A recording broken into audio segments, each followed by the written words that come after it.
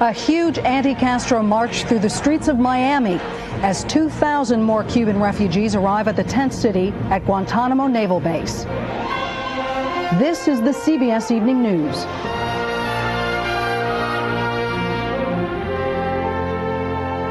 Dana King reporting, sitting in tonight for Bob Schieffer. Good evening.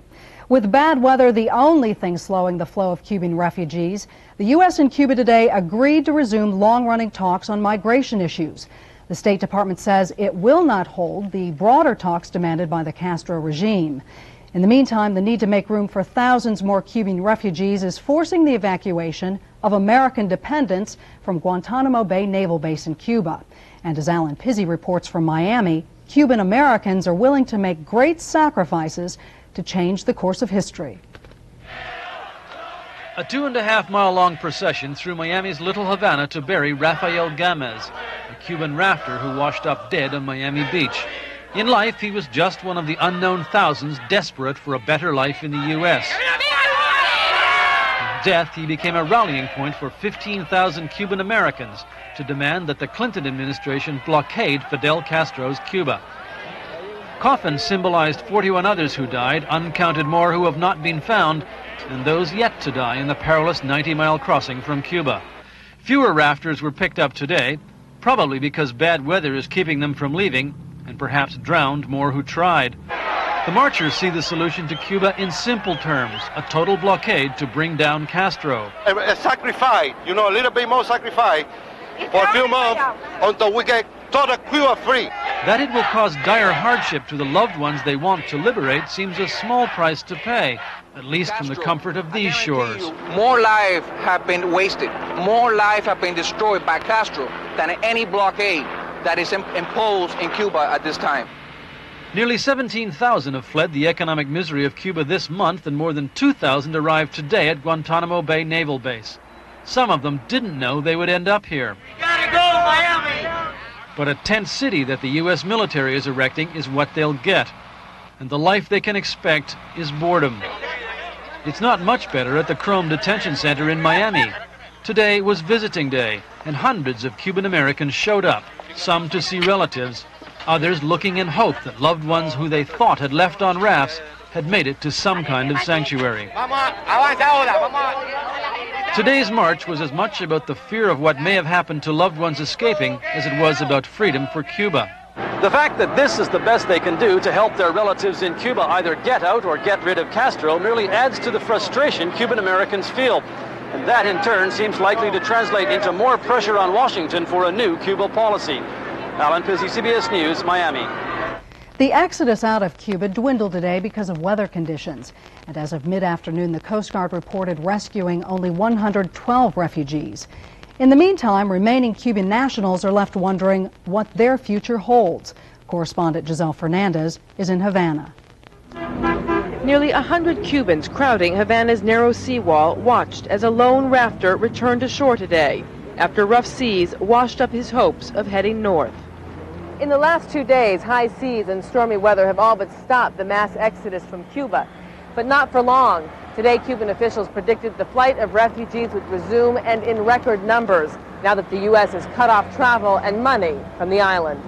The more that you turn the screw against the Cuban economy, there would be more people that would find reasons to try to find better situations, quote unquote, in other parts of the world, particularly in the United States. At Bazaar 22, one of Havana's government-run dollar stores, Cubans who have relied heavily on money from relatives abroad denounced the new sanctions as criminal. If they don't send any money, I can't afford to buy anything. With this little money they send us, we can sustain ourselves. Most here said banning dollars from the states won't change the political situation. It will only cause more suffering. President Clinton is an opportunist, says this man. He knows it will hurt the people, but did it anyway for political reasons, to try and force President Castro out. Those who never had money coming in from the States already know the grave discrepancies between those with dollars and those without. The few shops that accept Cuban pesos are empty. Clerks have little to do. But in the dollar stores, shopping carts are full. Dollars buy food, pesos buy meager rations. Look at me, this lady says. I'm losing weight. I can't afford to eat. This woman says she doesn't want to resort to prostitution or selling drugs like some have to survive. Tell President Clinton, she says, if you take away the dollar, we don't have anything. If he has kids, he should think of the children here in Cuba who have nothing to eat. For many, desperate for a better life, braving the straits is the only hope. The young Cuban thrown back to shore by the rough water says he'll go again when the tide turns. He can't wait for the political winds to change. Giselle Fernandez, CBS News, Havana. The resort island of Martha's Vineyard is where President Clinton is hoping to find a little peace and quiet. But Cuban policy questions quickly followed him there. White House correspondent Bill Plant has more. The Clinton administration says it will talk to the Castro government about the mass migration from Cuba, but that it sees no reason to proceed with the high-level political talks requested by Castro. The meeting next week will simply continue mid-level discussions between the two governments, which have been going on since 1984. A Cuban Foreign Ministry spokesman acknowledged the meeting, but called relations with the U.S. otherwise particularly tense. On Martha's Vineyard, however, things were anything but tense, as President Clinton headed for his first round of golf on the first day of his vacation. I'm not sure it's real yet. Also not real, the first presidential drive, which, after a second shot, Mr. Clinton claimed was his only mulligan, or uncounted stroke, of the day. 18 holes later, he came up 2 strokes short of his dream score of 80. Plenty of time to work on that and on what happens after the presidential vacation. In his radio address, Mr. Clinton called health care the first order of business when Congress returns, urging a bipartisan approach like that which passed his crime bill. It shows that when we put aside the rhetoric and the partisanship, we can solve any issue and meet any challenge. Administration officials say that in calling for bipartisanship, the president is simply acknowledging a fact of life. That getting anything out of Congress on a party line vote is already all but impossible and can only get worse after the November election. That gives him a lot to think about in the next 10 days or so of his vacation. Bill Plant, CBS News, Martha's Vineyard. And still to come here on the CBS Evening News, the latest on the legal maneuverings in the O.J. Simpson case. And the great American pastime is now playing in Moscow.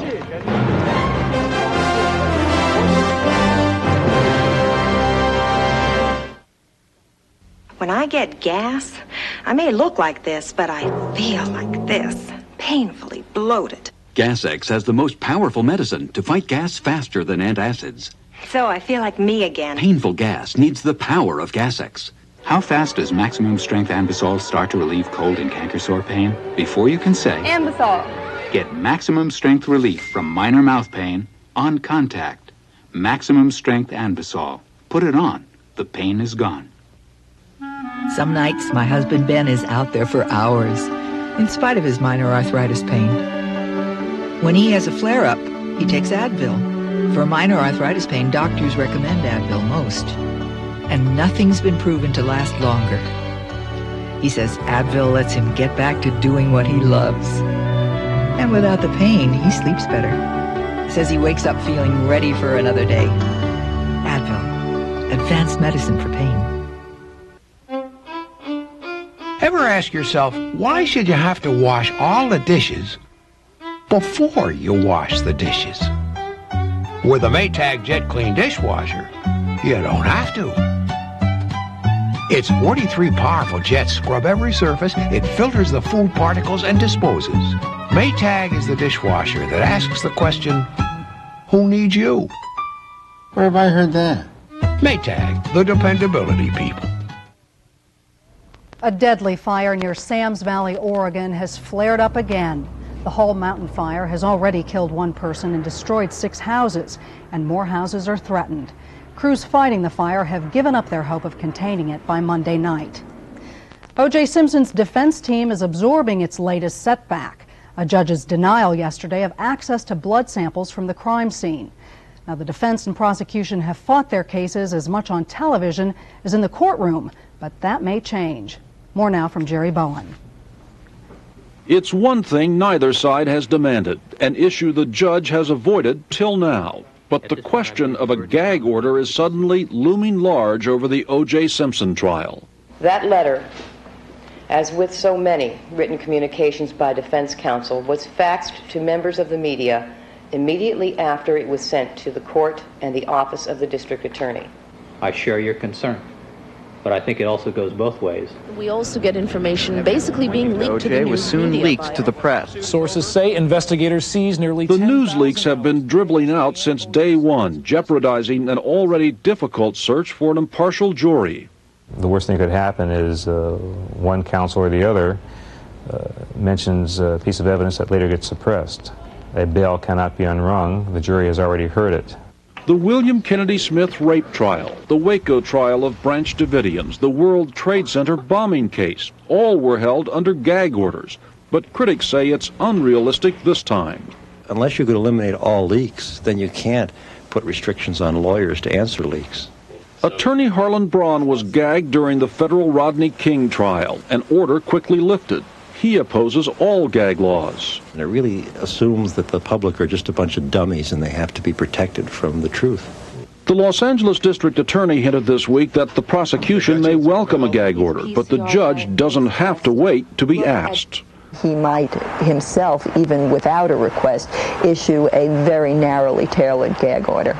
California's legislature just passed a bill to limit what lawyers can say to the press in the future, guidelines which most state bar associations already have.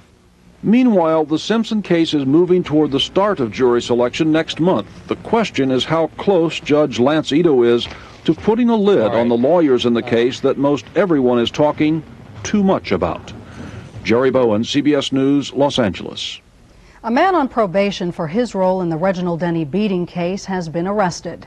Los Angeles police say Antoine Miller allegedly tried to shoot a motorist with a semi-automatic pistol after an argument, but the gun failed to fire. Reginald Denny is the truck driver who was seriously beaten during the 1992 Los Angeles riot. One of the most hard-fought provisions of the crime bill was the ban on assault weapons. Passage of the bill has triggered a nationwide rush to buy the weapons before the law takes effect. Linda Tyra has our report. These currently are $644 today. I'm running out of them. In Farmingdale, New York, customers were trying to beat the clock before the crime bill becomes law, snapping up a dwindling stock of assault weapons.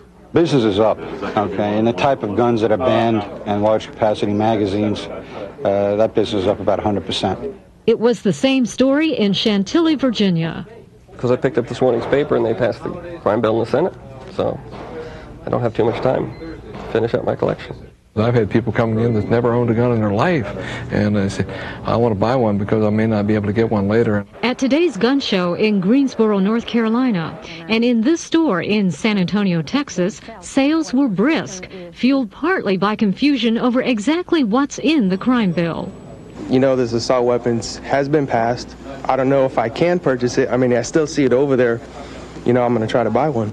Once the law goes into effect, existing semi-automatic weapons like Uzis and street sweepers can still be bought and sold. But it will outlaw the manufacture and sale of new semi-automatic assault weapons. Even though the bill has passed Congress, the debate goes on. Gun owners say the use of assault weapons in sensational crimes, like the Stockton, California schoolyard massacre and last year's mass murder at a San Francisco law firm, were exceptions. I don't think banning assault weapons is going to have an effect on crime one way or the other. Gun control advocates argue that banning these weapons will save lives. But these weapons are designed to mow down human beings quickly and efficiently. That's what they're designed for. They're combat arms. Even before the assault weapons ban becomes law, the stage is already being set for the next battleground over guns. A bill now in Congress called Brady 2 would place even more controls over handgun transfers and purchases. Linda Tyra, CBS News, Washington. And when we come back, a talk about the crime bill debate and all the week's events in Washington with CBS News political analyst Joe Klein.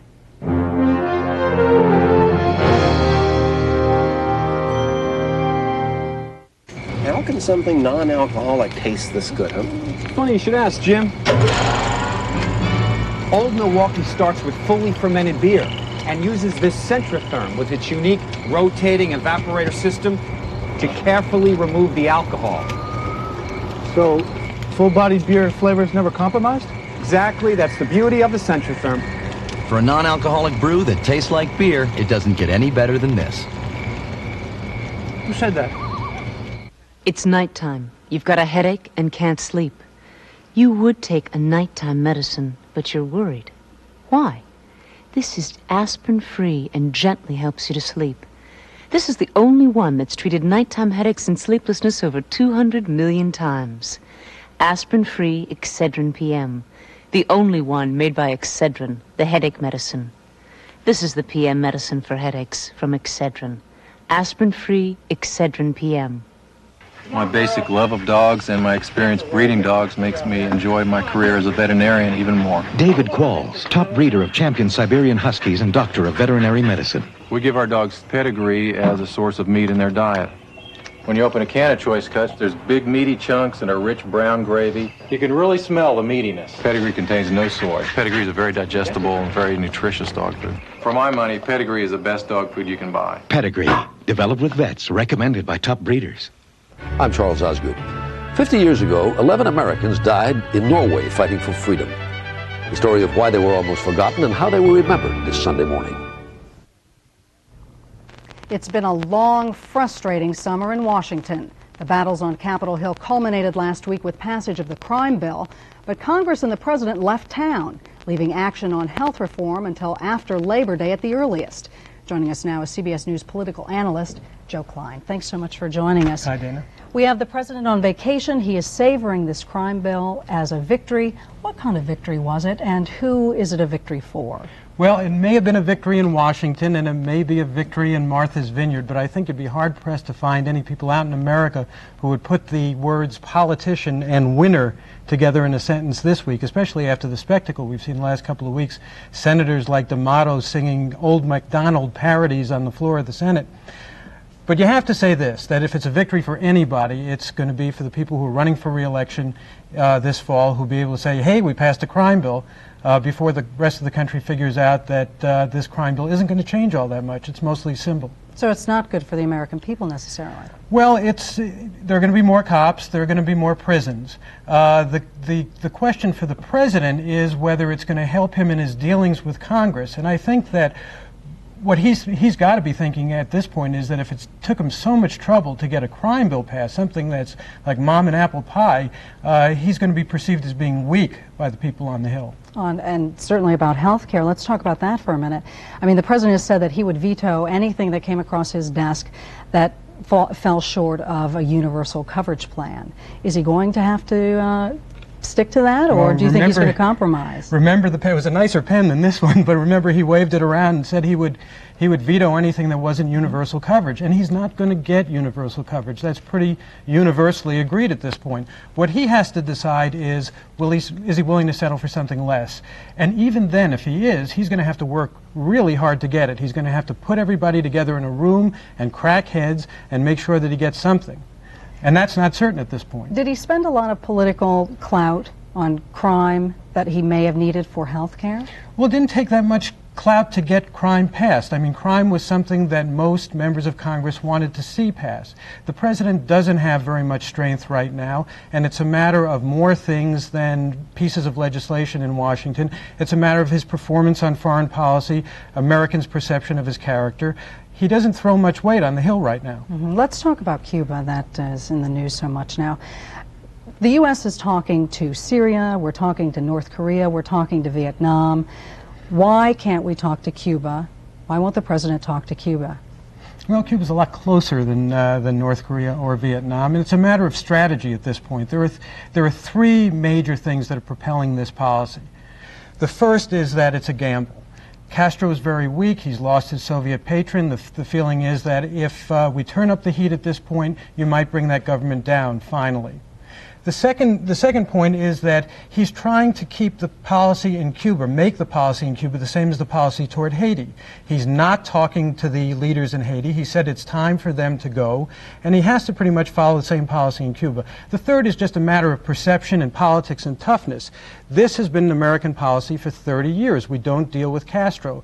For the president to turn around on that now would be to reinforce the sense that he's indecisive and weak. It would be disastrous. But it's a real risky proposition because those people are coming in boats and they're filling up Guantanamo. Well, I'm sure it's going to be part of his vacation plans, whether he wants it to be or not. Joe Klein, thank you very much. At Cape Canaveral this morning, the Air Force launched an unmanned Titan IV rocket that reportedly carries a new type of spy satellite. The satellite is believed to be a sophisticated eavesdropper that may cost as much as $1 billion. It's the third Titan IV launch this year.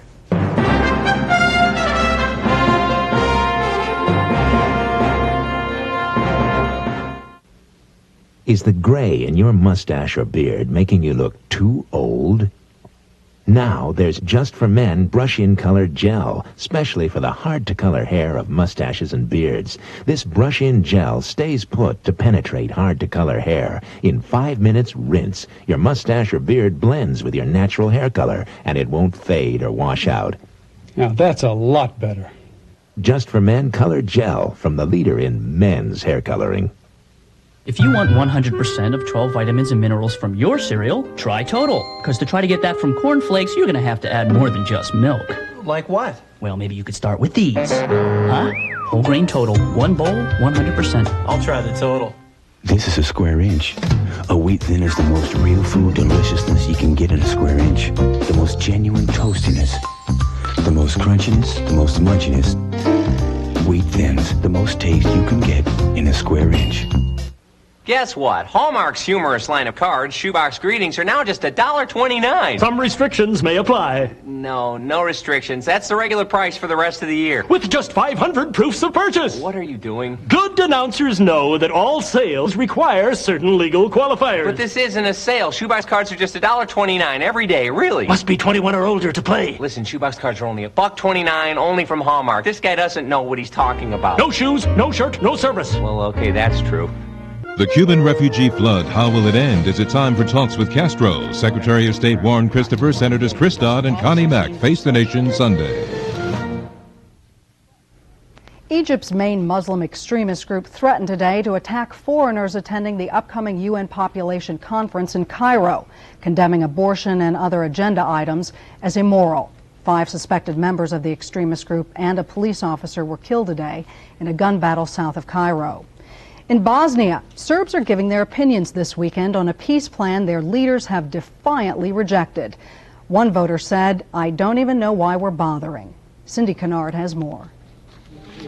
Bosnian Serbs trooped to the polls today in a referendum where they won't even need to count the votes. Their defiant leader has repeatedly urged them to vote no on the latest international peace plan, arguing the Serbs would have to give up too much of the territory they had seized in 2 years of a bloody war. We do not accept any longer somebody else to create maps and to put it on the table. To ensure overwhelming support, ballots were even brought to snipers on the front lines, those with no doubt about their allegiance. It is better to fight than to sign, he says, because we cannot live with the consequences. But rejection of the plan will further isolate the Serbs. Their former backers in neighboring Serbia have already imposed a blockade in an attempt to pressure them into peace. Last month, the West tightened sanctions, and the U.S. has threatened to lift the arms embargo on the Muslims. Still, the Serb attitude is, it's us against the world. The Bosnian Serbs are sufficiently determined to carry on their fight and sufficiently ideologically motivated to carry on their fight despite the lack of official support from Serbia, despite international isolation. The Serb refusal to compromise means the conflict is set to span over another winter, and there were grim reminders today of what's ahead. More innocent victims of the bloodshed stranded with nowhere to go, while the world, weary with Serb obstinacy, decides what's next. Cindy Kennard, CBS News, London.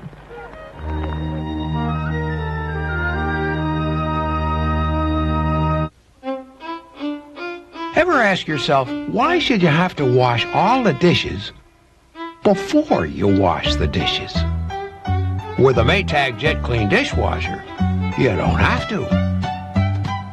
Its 43 powerful jets scrub every surface, it filters the food particles and disposes. Maytag is the dishwasher that asks the question, who needs you? Where have I heard that? Maytag, the dependability people. Do you question your bladder control protection? The answer is new technology from Attens that you can sample for free. What makes it so new? Only new Attens has perma-dry fibers woven in to absorb faster. Really? To see for yourself, call 1-800-ATTENS now for a free sample by mail. Do you have the right kind of protection for me? Ask for a pad, guard, undergarment, or brief. We'll help you choose the right size. Great. Call for a free sample today and look for Attens in the store.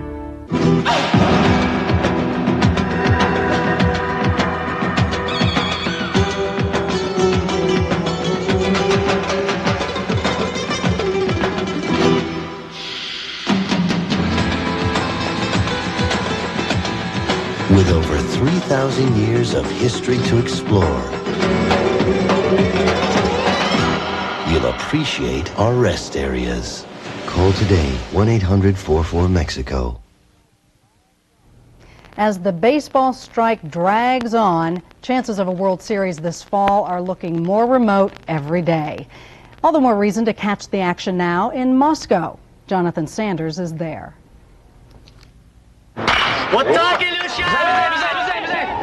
After 16 days of the baseball strike, fans in need of a fix are having to go far afield to watch the boys of summer. Since they're on strike in America, and I just decided to come out and catch a game. Under a warm Moscow sky, the Russian World Series is underway. In today's opening game, the Red Army battles the mighty Red Devils. While bickering over dollars and cents cast shadows over balls and strikes back home, America's national pastime is alive and well in the biggest league in the Big East. And around here, playing in the big leagues doesn't mean big bucks. In US dollar? Yeah. $150. One month. But these former communists still believe baseball workers of the world must unite. They should strike. No salary cap. And now the Red Army's drafted a ringer. I was in the States this winter, and I decided I wanted to come to Russia for an entire summer and play baseball and do nothing else. This is Matt's first shot at professional ball. But if the strike goes on much longer, there may be more Yankees playing for the Reds. You know, it's cool, an American playing for the Red Army. It doesn't get much cooler than that.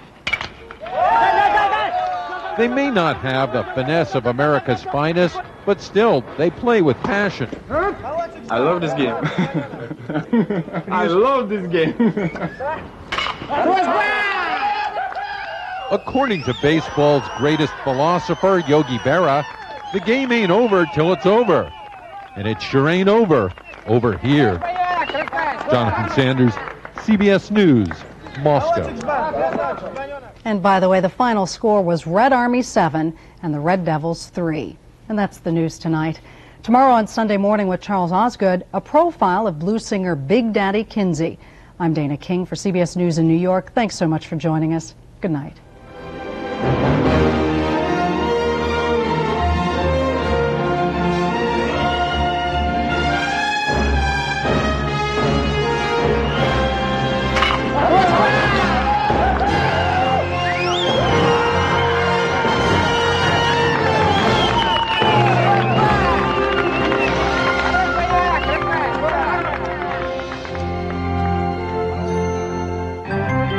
Experience CBS News. McEnroe, Agassi, and Sanchez Vicario are among the stars and celebrities competing at the Arthur Ashe AIDS Tennis Challenge, Sunday on CBS. This is CBS.